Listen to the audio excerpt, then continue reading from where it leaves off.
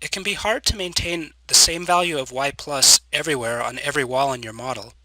Because of this, we'd like to have another choice for near wall modeling that's relatively insensitive to the y plus values of the wall adjacent cells. In Fluent, we call this enhanced wall treatment, or EWT. The way enhanced wall treatment works is illustrated in the plot on the right.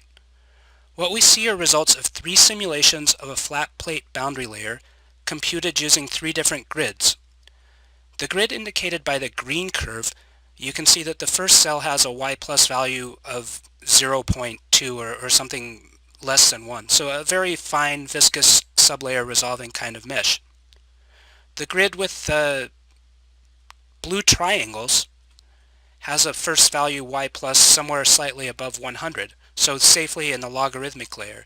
And you can see here that in the boundary layer, even though y plus is 100, there's still a number of grid points in the boundary layer, and the boundary layer is very accurately resolved by the wall functions.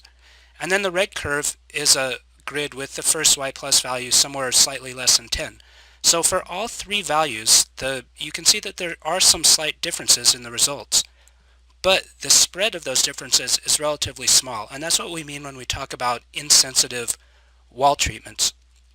So the enhanced wall treatment is an option in the Viscous Models panel if you've selected the K epsilon, any of the K epsilon models, or the Reynolds stress models. If you're using K omega based models or the Spallard-Almaris model, there's no option in the panel, but the default option, which is implemented in Fluent for these models, is similarly insensitive to the y plus value of the first cell.